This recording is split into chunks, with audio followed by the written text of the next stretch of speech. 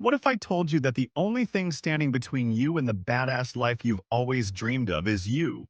Yes, you. Not your boss, not your bank account, not your ex. It's you. And that's not a jab. That's the most empowering truth you'll ever hear. Welcome to this deep dive into You Are a Badass by Jen Sincero, the wildly unapologetic, hilarious, and electric guide that has helped millions around the world stop doubting their greatness and start living an awesome life. If you've ever felt stuck in a job you hate, trapped in a body you don't love, or unsure of what your purpose even is, stay right here. Because this book, it might just wake you the hell up. Let's jump in. But first, smash that like button if you've ever thought you were meant for more in this life. And let me know in the comments, what's the one area in your life where you feel stuck? Now let's talk about the woman behind this badass movement. Jen Sincero was once a broke freelance writer living in a converted garage. She was skeptical of all the woo-woo stuff, affirmations, energy, universal laws, but she was also miserable, so she gave it a try. What followed was nothing short of transformation. She went from living paycheck to paycheck to becoming a New York Times best-selling author, pulling in six figures from coaching and books, and doing it all by being unapologetically herself. She turned her life around and then wrote, "You Are a Badass" to help the rest of us do the same. The book exploded. It's been translated into over 40 languages. It's sold millions of copies. It's become a global phenomenon. Why? Because it's not just another self-help book. It's a punch in the gut wrapped in love and glitter. It's the tough love we all need, served with sass and truth bombs. So what's You Are a Badass really about? At its core, it's a call to action, to wake up, to stop playing small, and to realize that you were not put on this planet to struggle and survive. You were born to thrive, to shine, to be a damn force of nature. And it starts with one thing, your mindset. Sincero hammers this home from page 1. Your thoughts create your reality. If you believe you're not good enough, guess what? Your life will reflect that belief. But if you start believing that you're powerful, capable, magnetic, the universe will respond. She shares this idea with a mix of science and spirituality. She talks about the law of attraction, energy fields, and even how thoughts have frequencies. Skeptical? So was she. But she challenges you to try it before you dismiss it. In one powerful example, she recalls how she once lived in fear of checking her bank balance. She had convinced herself that she was just not good with money. Sound familiar? She realized that this belief was literally repelling abundance from her life. So she changed her mindset. She started talking to money like it was a friend. She stopped saying she was broke. She visualized wealth. She acted as if she was already successful, and over time, her bank account followed suit. That's the badass energy she teaches. Another killer lesson from the book is this: you are responsible for your own life. Not your parents, not society, not fate. You. That means no more blaming, no more excuses, no more waiting. You've got to take radical responsibility. She shares the story of a client who spent years complaining about her toxic boss. Jen asked her one question: what are you getting out of staying in this situation? The client was stunned. Then she admitted it was familiar. It was safe. She didn't have to risk rejection by applying elsewhere. We all do this, don't we? We stay stuck because it's comfortable, even if it's miserable. But You Are a Badass flips that comfort zone on its head. It forces you to ask, what's the cost of staying where I am? Is my fear of change worth sacrificing my dreams? Because, spoiler, it's not. And speaking of fear, Jen doesn't tell you to ignore it. She tells you to dance with it. Fear is part of the process. If you're not scared, you're not stretching. She uses the example of jumping off a cliff in New Zealand. Terrified? Absolutely.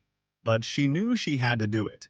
Not just to conquer the fear, but to prove to herself that she was in charge. That she wasn't going to let fear call the shots anymore. That metaphor runs through the whole book.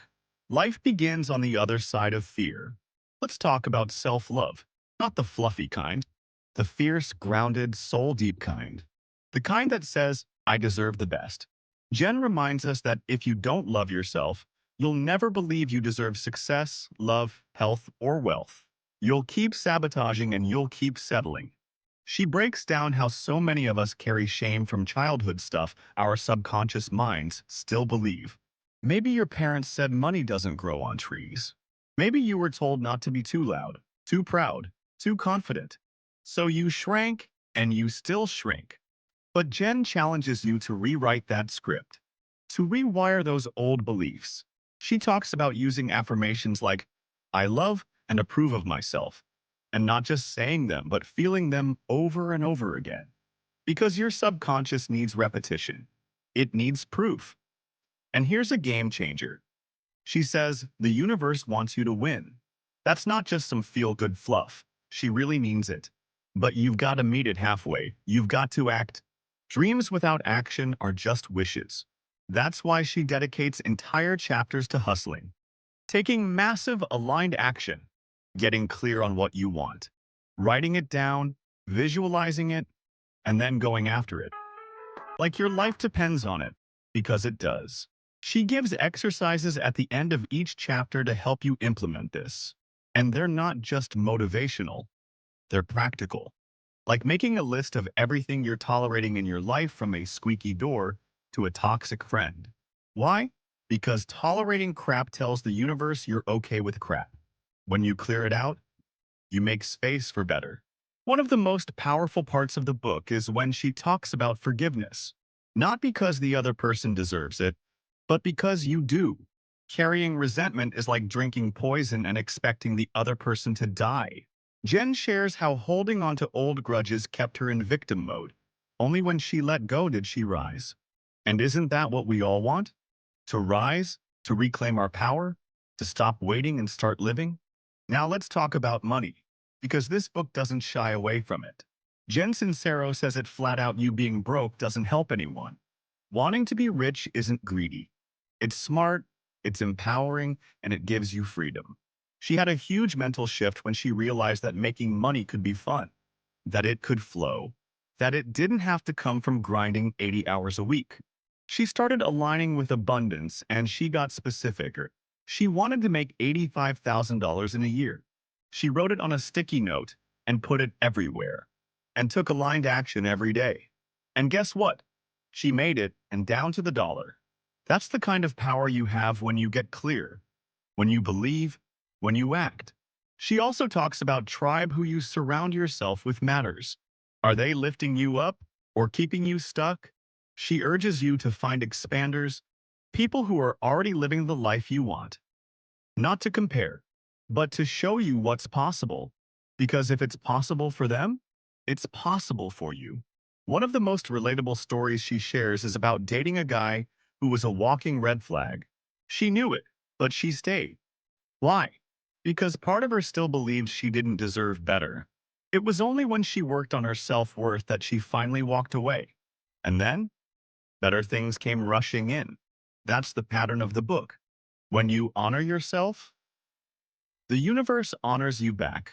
So what can we take from all this? First, your thoughts shape your life. Second, action is everything. Third, self-love is the foundation. And fourth, abundance is your birthright. Not something you have to earn. Something you already deserve, but only if you claim it. So claim it right now and ask yourself, where am I playing small? Where am I letting fear decide?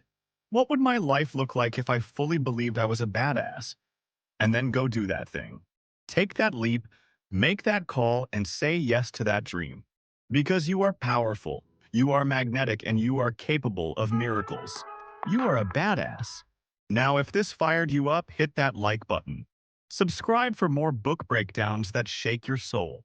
And in the comments, tell me the one belief you're letting go of today. Until next time, stay bold, stay brave, and keep being the badass you were born to be.